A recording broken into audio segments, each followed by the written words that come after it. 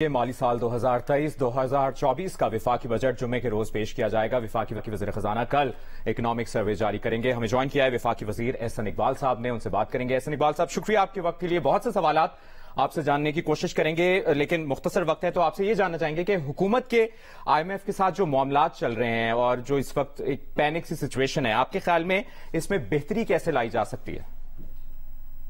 دیکھیے، میں امید رکھتا ہوں کہ انشاءاللہ تعالیٰ یہ معاملات رفع ہو جائیں گے، چونکہ اس وقت IMF اور وزارت خزانہ 9th ریویو کے پروسیس سے گزر رہے ہیں اور پاکستان نے وہ تمام شرائط پوری کر دی ہیں جو کہ IMF نے معاہدے کے اندر تحریر کی ہوئی تھیں، اور یہ سب وہ شرائط ہیں جو ہم سے پچھلی حکومت طے کر کے گئی تھی اور انہوں نے اس پہ عمل درآمد نہیں کیا۔ ہمارے لیے اگرچہ وہ مشکل فیصلے تھے، پولیٹیکل کاسٹ تھی، اس کے باوجود ہم نے ملک کے معاشی مستقبل کو محفوظ کرنے کے لیے ان تمام شرائط پر عمل درآمد پورا کر دیا۔ اب سو پاکستان کی طرف کوئی پرائر ایکشن پینڈنگ نہیں ہے، اور میں امید رکھتا ہوں کہ انشاءاللہ تعالیٰ جو ان کی ریویو ہو رہا ہے اس کے بعد ہم IMF کے پروگرام پہ کلین ہو جائیں گے۔ اور اگر نہیں ہو پاتا تو پھر کیا پلان بھی ہے حکومت کے پاس؟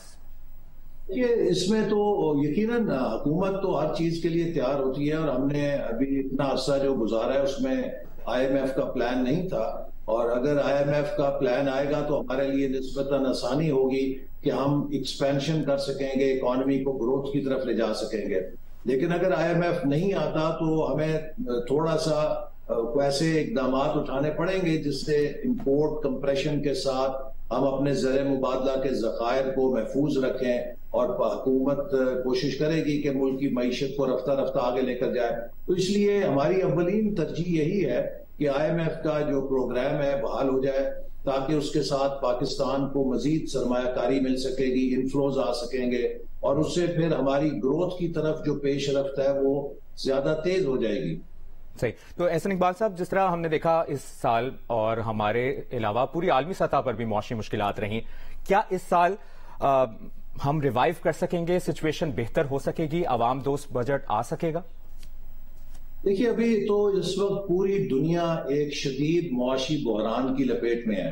اگر آپ برطانیہ میں کسی کو جانتے ہیں، ان سے پوچھیں، امریکہ میں کسی سے پوچھیں، وہ سب یہ کہیں گے کہ 30-40 سالوں میں بدترین مہنگائی کا ہمیں سامنا کرنا پڑ رہا ہے۔ تو یہ پوری دنیا کی معیشتیں اس وقت اس بحران کا سامنا کر رہی ہیں، اور حال ہی میں ابھی سعودی عرب نے 1 ملین بیرل جو ہے تیل کی پیداوار بھی کم کرنے کا اعلان کیا ہے، جس سے کہ اس بات کا خطرہ ہے کہ ہو سکتا ہے کہ تیل کی قیمتوں میں پھر اضافہ عالمی منڈیوں میں ہو جائے۔ یہ ہمارے جیسے ممالک کے لیے اور ترقی پذیر ممالک کے لیے مشکلات پیدا کر سکتے ہیں۔ تو اس لیے ہمیں بڑی پروڈنس کے ساتھ، اور میں یہاں پہ آپ کو بتانا چاہوں گا، دیکھیے ہم ایک بڑے ڈیفائننگ مومنٹ پہ کھڑے ہیں۔ 2018 کا پاکستان وہ تھا کہ جس میں سی پیک ہمارا برانڈ بن گیا تھا، پوری دنیا ہمیں دیکھ رہی تھی۔ میرے پاس امریکہ، جاپان، یورپ کے، برطانیہ کے سفیر آ کے کہتے تھے کہ ہماری کمپنیاں کیسے سی پیک میں حصہ لے سکتی ہیں۔ آج ہم وہاں اس مقام پہ کھڑے ہیں کہ اپنے ہر دوست ملک سے مدد مانگ رہے ہیں، اور اسی طرح جو ہمارے 2018 میں قرضوں کی ادائیگی کی جو حجم تھا وہ 1700 ارب تھا بجٹ میں، آج یہ تقریباً 7500 ارب کے قریب پہنچ چکا ہے، جبکہ ہمارے جو محاصل ہیں، جو ریونیوز ہوں گے وہ 6900 یا 7000 ارب کے قریب ہوں گے۔ یہ ایک بڑی غیر معمولی صورت ہے۔ اب ہمارے پاس چوائس ہے کہ ہم نے بزنس ایز یوزول پہ چلنا ہے یا پاکستان کو ایک ٹرانسفارمیشن پاتھ پہ لے کے جانا ہے۔ اگر ٹرانسفارمیشن پاتھ پہ لے کے جانا ہے تو 2035 تک ہم $1 ٹریلین اکانومی بن سکتے ہیں، لیکن اگر ہم بزنس ایز یوزول پہ چلیں گے تو اگلے 10 سالوں میں ہمارے لیے غربت کی شرح 40% سے اوپر چلی جائے گی، بہت مشکلات ہوں گی۔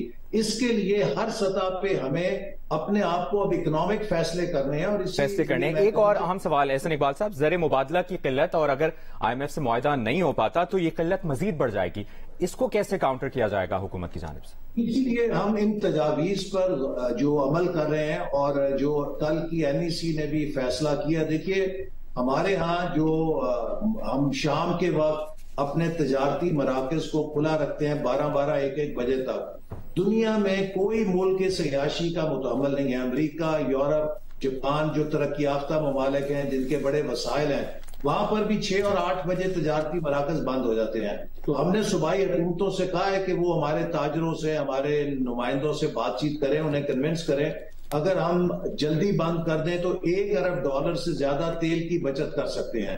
تو اس وقت قطرہ قطرہ جو زر مبادلہ ہے ہمیں اسے بچانا ہے، اور دوسری طرف ہمیں ایکسپورٹس کو بڑھانا ہے، فورن ڈائریکٹ انویسٹمنٹ پہ توجہ دینی ہے، ریمیٹنسز کو بڑھانا ہے تاکہ ہمارے ملک کے زر مبادلہ کے ذخائر ہمارے اپنے جو ذرائع ہیں ان میں بڑھوتری ہو سکے، اور جو ہمارے غیر ضروری اسراف ہے زر مبادلہ کا اس کو ہم کنٹرول کریں. جی